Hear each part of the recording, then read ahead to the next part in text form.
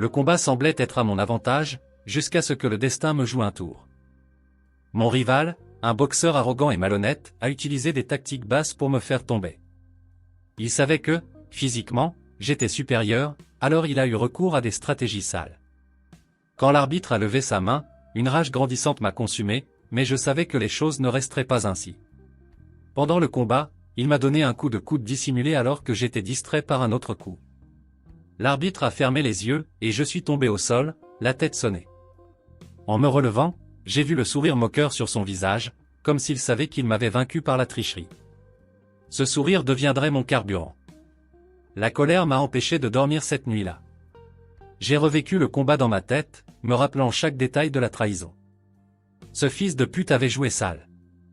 Je ne me souciais plus des règles, seulement de la vengeance. Je le vaincrais, et cette fois, il serait exposé. Le lendemain matin, je suis allé au gymnase avec une détermination renouvelée. Je savais que j'aurais besoin de plus que de la force pour gagner la prochaine fois.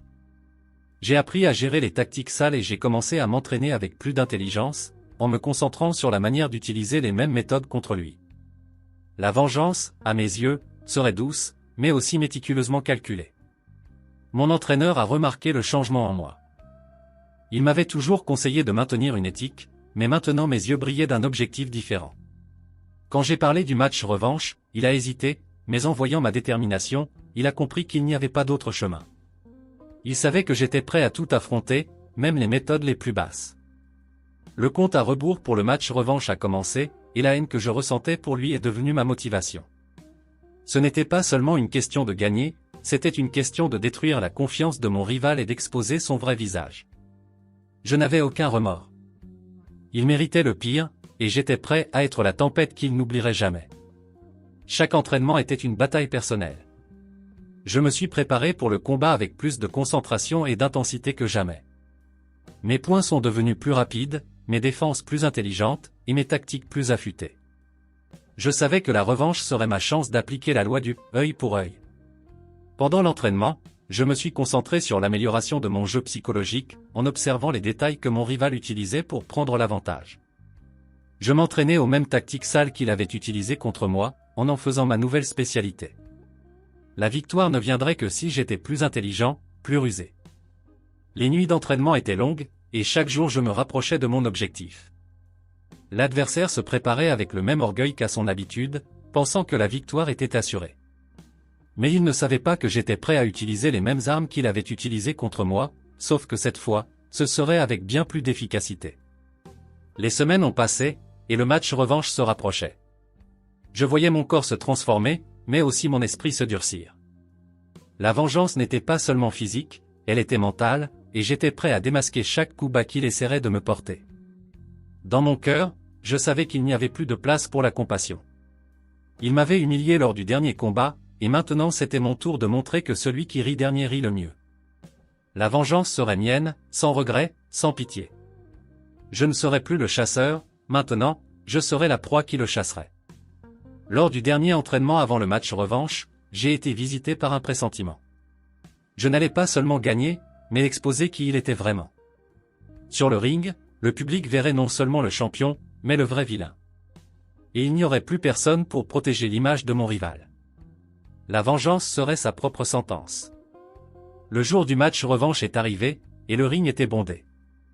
L'atmosphère était tendue, et le regard de mon rival disait tout, il était trop confiant. Il pensait qu'il allait me vaincre à nouveau, mais quelque chose était différent cette fois.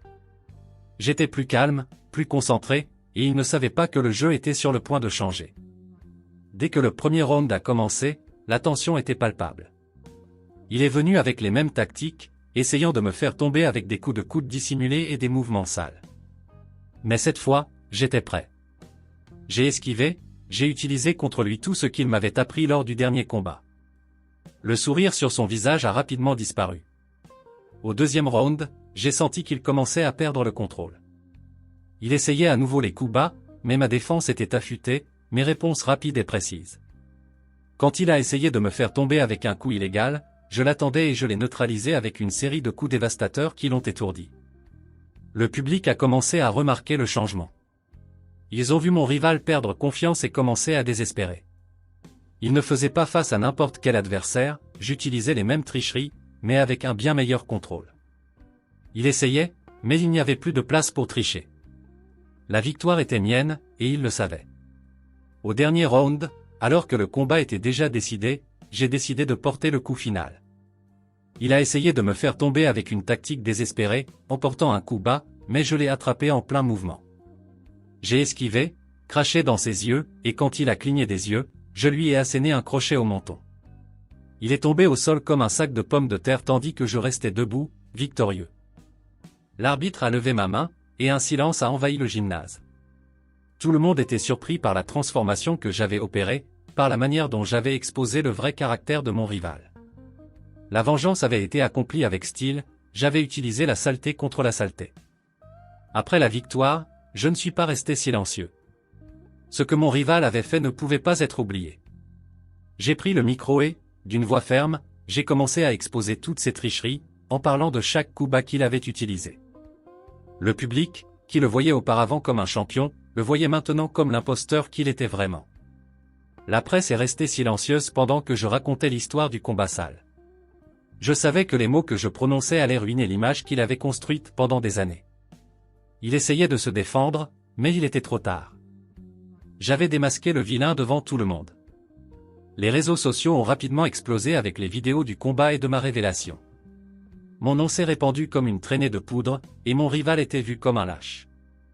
Je l'avais vaincu, non seulement physiquement, mais de manière absolue, en exposant ses mensonges au monde entier. Il ne pouvait plus cacher qui il était vraiment. Les messages de soutien ont commencé à affluer. Les gens applaudissaient la manière dont j'avais fait face à l'injustice, et le vilain de l'histoire était maintenant lui. Il n'y avait plus d'excuses, plus de défense. Mon rival n'était plus un champion, il était un homme vaincu par sa propre arrogance. Je savais qu'il n'y avait plus rien à faire. La vengeance était complète, mais l'impact de ma victoire résonnerait longtemps. Mon rival n'était plus qu'un nom, un souvenir de ce qu'il avait essayé de me faire subir. Et moi, d'un autre côté, j'étais l'homme qui avait gagné de manière implacable. Quand je suis sorti du gymnase, j'ai ressenti une paix intérieure. La vengeance ne m'avait apporté ni regret ni tristesse. Juste un sentiment que la justice avait été rendue. Lui avait utilisé des tactiques sales, j'avais simplement fait ce qui était nécessaire pour gagner. Et maintenant, il était le vrai perdant. Quand je suis rentré chez moi, j'ai pensé à ce qui se passerait après le combat. La victoire était douce, mais le chemin pour y arriver m'avait fait réaliser que la vengeance est un jeu risqué. Cependant, je ne ressentais aucun remords. La vérité était qu'il méritait tout ce qui lui était arrivé, et j'avais simplement fait justice. Les médias ont continué à parler du combat, de la manière dont il avait été démasqué. Il n'y avait plus moyen pour lui de se cacher. Les mensonges qu'il avait répandus sur sa carrière avaient été détruits, et maintenant il faisait face au poids de sa propre fausseté. Ce n'était pas seulement une défaite physique, c'était la fin de sa carrière. J'ai regardé dans le miroir et j'ai vu un homme changer. Celui qui avait été une victime était maintenant devenu le héros de sa propre histoire. Il m'avait fait me sentir faible, mais maintenant je me sentais plus fort que jamais. Pas seulement en termes de muscles, mais d'esprit. La vengeance m'avait transformé. La vérité, aussi amère soit-elle, s'était imposée. Il ne s'agissait pas seulement de gagner un combat. Il s'agissait de vaincre quelqu'un qui avait essayé de détruire mon honneur.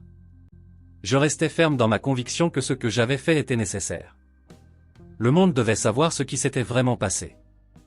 Certains m'ont demandé si la vengeance en valait la peine. Pour moi, la réponse était claire. Il ne s'agissait pas d'une simple victoire sur le ring, il s'agissait de justice. Il avait manqué de respect à tout ce que je représentais, et maintenant le monde verrait qui il était vraiment.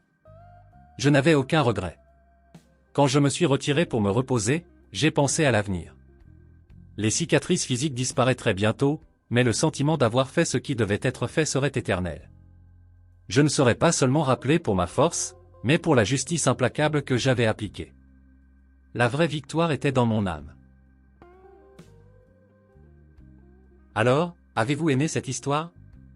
J'espère que vous avez apprécié chaque seconde. Likez la vidéo et abonnez-vous à la chaîne pour ne manquer aucun contenu futur. Dites-moi dans les commentaires ce que vous en avez pensé, j'adorerais savoir ce que vous en pensez. À la prochaine. Je vous attends.